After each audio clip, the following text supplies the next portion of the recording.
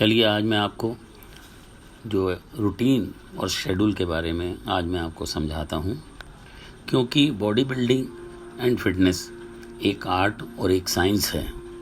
और जब हम एक रूटीन बनाते हैं तो शेड्यूल बनाने के लिए एक प्लानिंग करनी पड़ती है। जिम के अंदर जाकर प्रत्येक दिन कितने भाग या पार्टों की ट्रेनिंग, फिर कितने सप्ताह और कौन से मसल ग्रुप की ट्रेनिंग करनी है, किसके साथ क्या करना है, कब कार्डियो करना है, कब स्ट्रेचिंग करनी है, इन सभी बातों का ध्यान रखना बहुत ज़रूरी होता है। इसके लिए हमें एक प्लानिंग करनी पड़ती है, एक शेड्यूल बनाना पड़ता है। किस टाइप की बॉडी आपकी है, उस बॉडी के टाइप के हिसाब से हमें रूटीन बनानी पड़ती है कि आपको फ़ैट लॉस करना है, कि आपको मसल बनाना है, कि आपको फिट रहना है। जिस हिसाब से जो आपकी चॉइस है, जो आपकी डिमांड है, उसके हिसाब से जब हम शेड्यूलिंग करते हैं तो हमें उनमें बहुत सी बातों का ध्यान रखना पड़ता है। फिर जब आप टाइप ऑफ बॉडी के हिसाब से फिर हमें ये भी देखना पड़ता है कि जो आप बिगिनर्स हैं, कि आप इंटरमीडिएट है, सीखे हुए हैं कहीं से, कि एडवांस बॉडी बिल्डर हैं, जिस टाइप के आप बॉडी बिल्डर हैं तो उस हिसाब से उसकी जो शेड्यूलिंग होती है उसकी प्लानिंग करनी पड़ती है। उस प्रकार से हमको रूटीन बनाना पड़ता है। डिफरेंट टाइप की रूटीन्स होती हैं, अलग अलग मसल्स के हिसाब से और डे के हिसाब से उसे बनाना पड़ता है। और उस ट्रेनिंग में हमको ये भी देखना पड़ता है कि जो नए बच्चे हैं या नए बॉडी बिल्डर हैं, बिगनर्स हैं, तो उनको, और जो इंटरमीडिएट और एडवांस बॉडी बिल्डर हैं, उनको किन किन बातों का ध्यान रखना पड़ता है। तो जब शेड्यूल बनाते हैं तब हमें ये बात का ध्यान रखना पड़ता है कि उसका कार्डियोवैस्कुलर सिस्टम कैसा है, उसका स्ट्रेंथ एंडोरेंस कैसा है, उसमें स्ट्रेंथ कितनी है, उसमें फ्लेक्सिबिलिटी कितनी है। इनके भी छोटे छोटे टेस्ट होते हैं और सब करते समय उसमें वो कितना इजीली उसको कर लेता है या नहीं कर लेता है, इसकी भी हमको जानकारी होना बहुत ज़रूरी होता है जब हम उसकी शेड्यूलिंग करते हैं। उसके लिए छोटे छोटे टेस्ट होते हैं, उन्हें भी देखना पड़ता है, जानना पड़ता है। और जैसे टारगेट हार्ट रेट जोन है उसका, वो देखना पड़ता है कि किस जोन में वो आता है। एरोबिक करना चाहता है, एनारोबिक एक्सरसाइज कर रहा है, उसकी फिटनेस को, उसके विभिन्न प्रकार के जो टेस्ट होते हैं उसके ज़रिए हम उसको, या उसकी बातों से भी हम पता लगा लेते हैं। उसकी फ़िज़िकल फिटनेस, उसकी चाल ढाल से भी पता चल जाता है और उसकी बॉडी का जो टाइप होता है उससे समझ में आ जाता है कि ये जो बंदा है, बॉडी बिल्डर है, ये किस टाइप का, ये चाहता क्या है। कुछ बातें हैं जो आप ध्यान से सुनेंगे।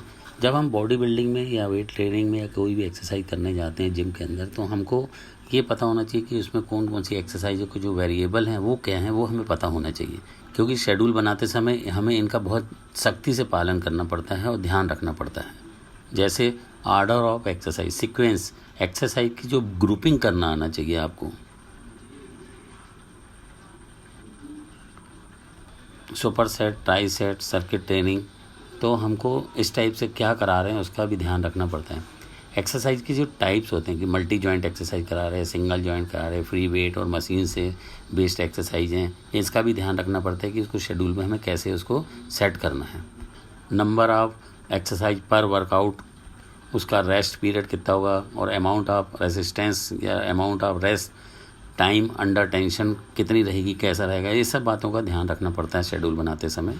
उसका वॉल्यूम ऑफ वर्क कैसा रहेगा, सेट कितने रहेंगे, रैप कितना रहेगा, इसका भी विशेष ध्यान देखना पड़ता है हमको। रेस्ट पीरियड जो होता है वो बिटवीन सेट क्या रहेगा, रेपिटेशंस क्या रहेंगे, स्पीड्स क्या रहेगी, रेंज ऑफ मोशन कैसा रहेगा, एक्सरसाइज कैसी रहेगी, एंगल्स क्या रहेंगे, इंक्लाइन रहेगा, डिक्लाइन रहेगा, फ्लैट रहेगा, बेंट ओवर रहेगा, अपराइट रोल रहेगा, ये सब चीज़ों का भी विशेष ध्यान रखना पड़ता है शेड्यूलिंग करते समय।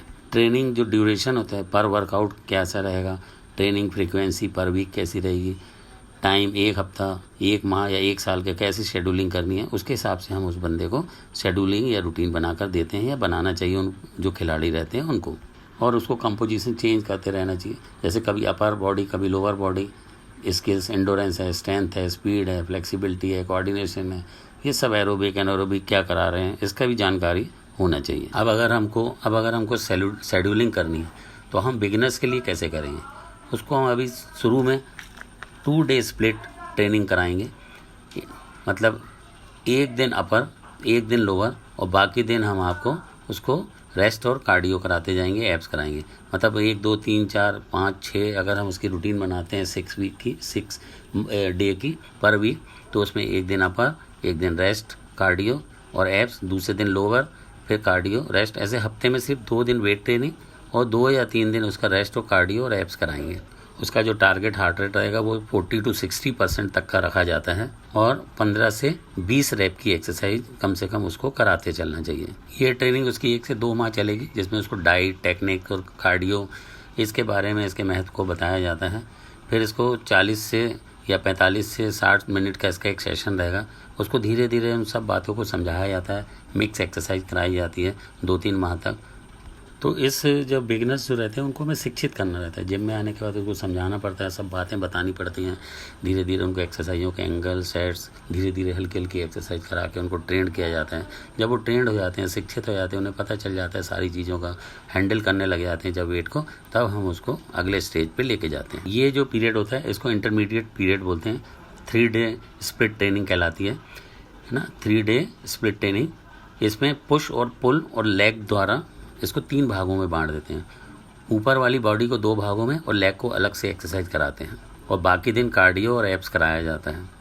इसको भी हफ्ते में 6 दिन में बांट के उसको अलग अलग, जैसे पहले दिन हमने करा दिया उसको चेस्ट, शोल्डर और ट्राइसेप, दूसरे दिन कार्डियो, एब्स और रेस्ट दे दिया, तीसरे दिन उसको लेग करा दिया, चौथे दिन हम उसको कार्डियो प्लस एब्स करा देते हैं, फिर 5वें दिन बैक, बाइसेप्स और छठे दिन रेस्ट और कार्डियो। इस प्रकार से हम देखते हैं कि उसके 3 दिन में उसको डिवाइड कर देते हैं। इसको पुशिंग मूवमेंट जो होते हैं उसमें हम उसको चेस्ट, शोल्डर, ट्राइसेप करा देते हैं और पुलिंग में हम उसको बैक, बाइसेप करा देते हैं, बैक, बाइसेप वगैरह कराते हैं और लेग की अलग से एक्सरसाइज कराते हैं।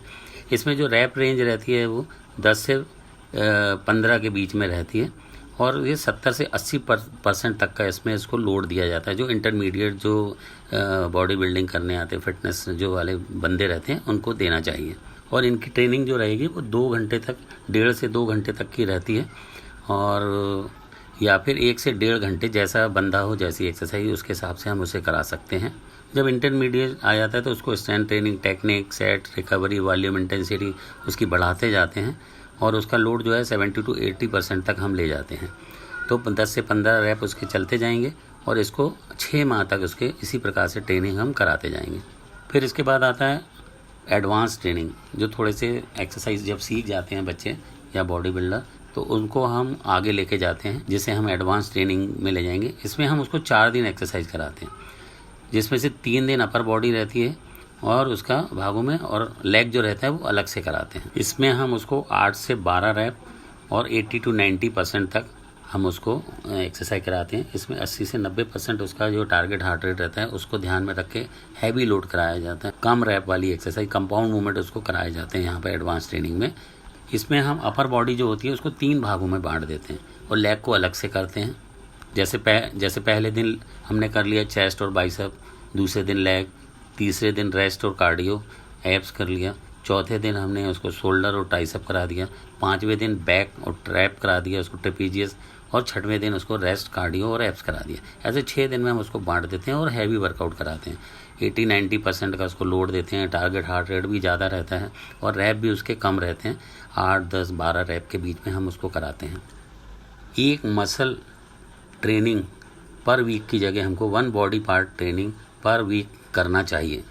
कम से कम 2 से 4 दिन हमें ट्रेनिंग करना चाहिए और अगर 4 से 7 या 6 से 7 हम ट्रेनिंग करते हैं, ज़्यादा दिन एक्सरसाइज करते हैं, तो हमको रेस्ट, रिकवरी और डाइट पर भी ध्यान देना पड़ता है। और एक्सरसाइज करते समय हमें 48 से 72 घंटे का रेस्ट और रिकवरी बहुत ज़रूरी होती है बॉडी पार्ट के हिसाब से। और जब भी हम मसल बनाएं तो उसके लिए एक मसल या ग्रुप को ऑप्टिमम रेस्ट और लोड दें। कभी कभी नेगेटिव रैप भी करें। इस बात का भी ध्यान रखें कि रेस्ट कितना होना चाहिए, रैप्स के बीच में रेस्ट क्या हो, सेट्स कितने हो, सेट्स के बीच में एक्सरसाइज कैसी हो, है ना, changing muscle group, training day, between schedule, between session, ये बहुत विशेष ध्यान देना पड़ता है शेड्यूलिंग करते समय। अगर ओवर ट्रेनिंग तो नहीं कर रहे हैं, थकान, दर्द, शरीर में कोई फर्क, धड़कन, सुस्ती, कमजोरी, ऊब जाता है आदमी, पावर कम होने लगता है, साइज़ कम होने लगता है, वेट लॉस होने लगता है, भूख नहीं लगती, नींद डिस्टर्ब हो जाती है, इंजरी होने के चांसेस बढ़ जाते हैं अगर हम ओवर ट्रेनिंग करते हैं। तो हमें शेड्यूल बनाते समय कुछ बातों का विशेष ध्यान देना पड़ता है। अब इसमें जो रेस्ट पीरियड भी रहता है, जब हम शेड्यूलिंग करते हैं तो ये ध्यान देना पड़ता है कि अगर हमें मसल बनाने हैं तो 3 से 5 मिनट का रेस्ट हमें उसमें दे सकते हैं। और अगर पावर ट्रेनिंग करा रहे हैं, कंपाउंड मूवमेंट हो रहा है, तो 6 से 10 मिनट का रेस्ट दे सकते हैं। और अगर फिटनेस बना के रखनी है तो उसमें 1 से 2 मिनट का, जिसमें कि 10 से 12 मूवमेंट्स हो। अगर पावर ट्रेनिंग है तो 104 रैप वाले 1 से 4 रैप कर सकते हैं। और अगर मसल मास बनाना है तो 6 से 8 रैप वाली एक्सरसाइज उसको देखें और उस प्रकार से उसमें रेस्ट देके हम शेड्यूलिंग कर सकते हैं। वो जो रिकवरी जो होती है वो डिपेंड करती है कितना स्ट्रेन लोड पर निर्भर करता है भैया। अब जब शेड्यूलिंग हो जाती है तो हर आदमी ये चाहता है कि वो अच्छी बॉडी बनाना चाहते हैं, बैलेंस, मस्कुलर, बगैर फैट के। इसलिए वो हार्ड वर्क करता है, कई सप्ताह, महीने, साल लगा लेता है अलग अलग बॉडी पार्ट के एक्सरसाइज के द्वारा। और हर आदमी मेहनत करता है, वर्कआउट करता है, पर किसी को सफलता मिलती है, किसी को नहीं। ये बॉडी टाइप पर भी निर्भर करता है। और जो हमारे डिफरेंट बॉडी के पार्ट हैं, लेग, चेस्ट, शोल्डर, आर्म जो भी हैं, उनको अलग अलग एंगल से हमें उस प्रकार से सेट करना पड़ता है। उन्हें उत्तेजित करने के लिए विभिन्न प्रकार की रूटीनें बनानी पड़ती हैं, मेथड्स डालने पड़ते हैं। जब भी आप शेड्यूल बनाएं तो उसमें 3 से 4 माह में ट्रेनिंग प्रोग्राम को जो है वो चेंज करते रहना चाहिए। और ये भी ध्यान रखना चाहिए कि प्रत्येक मसल या मसल ग्रुप जो होता है वो डेवलप हो। इसके लिए एंगल वगैरह, उसकी जो रूटीन है, एक्सरसाइज हैं, शेड्यूल हैं, बदलते रहना चाहिए। मूवमेंट मेथड बदलते रहें, लाइट, मीडियम, हैवी, मिक्स और कंट्रास्ट कैसी इंक्रीज डिक्रीज करते रहना चाहिए। जो वेट रहता है, लोड रहता है, उसके हिसाब से हमें लोड जो शेड्यूलिंग करना चाहिए। जो फीलिंग है, जो फील होता है वो डिमांड के हिसाब से होता है। इसलिए एक्सरसाइज बदलते रहें, एंगल बदलते रहें, कभी डंबल, कभी बारबल, कभी मशीनों से, अलग अलग प्रकार से शेड्यूल बनाइए और एक्सरसाइज करते रहिए। आपके लिए जो बेस्ट हो वो चुनें। वैरायटी ऑफ रेंज है, आइडिया हैं, एक्सरसाइज हैं जो आपको आपकी बॉडी के टाइप को सूट करती हैं, उन्हें चुनकर करें। क्योंकि आप अपनी बॉडी को अच्छे से जानते हैं, उसे क्या अच्छा है ये देखकर करें। मेरे लिए क्या अच्छा है, heavy day, light day, medium, अलग डे के हिसाब से शेड्यूल बनाकर करना चाहिए। कोई भी शेड्यूल में हैवी वर्कआउट भी, कंपाउंड मूवमेंट जो होते हैं, एक्सरसाइज, वो भी हमें ज़रूर उसमें डालनी चाहिए। और जब शेड्यूलिंग करें तो हमें ये भी देखना है कि मसल में जो हमारे मसल है उसमें शेप कैसा है, सेपरेशन चाहिए, डेफिनेशन चाहिए, कैसा हो, क्या चाहिए, वैसी रूटीन बनाना है, वैसे शेड्यूलिंग करनी चाहिए या अपने ट्रेनर से करवानी चाहिए। शरीर को ध्यान से बैलेंस, सभी ग्रुप मसल को देखकर शेड्यूलिंग करें, जिससे अलग अलग एक्सरसाइज उसका नॉलेज के साथ साथ डिजाइन करें, जिससे आपको अच्छा रिजल्ट मिल सके। सारे मसल सही मात्रा में मसल साइज के साथ डेवलप हों, ऐसा शेड्यूल बनाना चाहिए। इसके लिए समय चाहिए, एनर्जी चाहिए और इच्छा शक्ति चाहिए, एजुकेशन चाहिए। इसकी भी हमको ज़रूरत पड़ती है। डिमांड, ज़रूरत और आप क्या चाहते हैं देखकर डिज़ाइन किया जाता है शेड्यूल। अपने वीक पॉइंट, प्रॉब्लम के हिसाब से बैलेंस क्या चाहते हैं देखकर शेड्यूल करें। नई नई एक्सरसाइज आती हैं आजकल, स्पेसिफिक एक्सरसाइज आती हैं, नई एंगल्स आते हैं, डिज़ाइन के वर्कआउट शेड्यूल आते हैं, मशीन्स आती हैं। उनको वर्कआउटों को शेड्यूल करना आपको आना चाहिए और उनमें मेथड लगाना भी आपको आना चाहिए कि अलग अलग सुपर, ट्राइसेट कैसे, कंपाउंड मूवमेंट का अलग अलग टेक्निक नॉलेज होना चाहिए। ये ज़िंदगी में फिट रहने के लिए बहुत ज़रूरी है। अब हमें एंडोरेंस बनाए रखना है, मसल बचा कर रखना है और फैट को भी बचाकर उसको भी कम कैसे हो, इसका भी ध्यान रखकर शेड्यूलिंग करनी पड़ती है। छोटे छोटे मसल्स होते हैं, उन पर भी ध्यान देना बहुत ज़रूरी होता है। एक्सरसाइज करते समय, सेट बनाते समय, शेड्यूलिंग करते समय कब कितनी रैप देने हैं, सेट देने हैं, इंटेंसिटी क्या होगी, वॉल्यूम क्या होगा, फ्रिक्वेंसी बढ़ाना घटाना, इस पर भी ध्यान देना। कैसे जैसा डिज़ाइन करना होता है उसको आपको बहुत ध्यान से सुन के या ट्रेनर से मिल के करना पड़ता है। आप समझ गए होंगे कि कितनी बातें रहती हैं जब हम शेड्यूलिंग करते हैं या रूटीन करते हैं। सिंपल 4 एक्सरसाइज कर लिया, ये नहीं होता है कि एडवांस ट्रेनिंग में सीधे चले गए। बहुत सी मेथड रहते हैं, इसको आराम से करना पड़ता है। इनमें कई महीने लग जाते हैं, साल लग जाते हैं, तब आप एक अच्छी बॉडी के मालिक बनते हैं। पिछले प्रोग्राम को देखकर भी हम अगले प्रोग्राम के हम पहले कैसे करते थे, अब हमें आगे क्या करना है, हमें क्या कमी है, आगे क्या हमें प्रोग्रेस करनी है, उस हिसाब से भी शेड्यूलिंग करना चाहिए। अब आप समझ गए होंगे कि शेड्यूलिंग करना कितना कठिन काम है। लेकिन हाँ, धीरे धीरे आप जब आप ये करते रहते हैं तो आप सीख जाते हैं।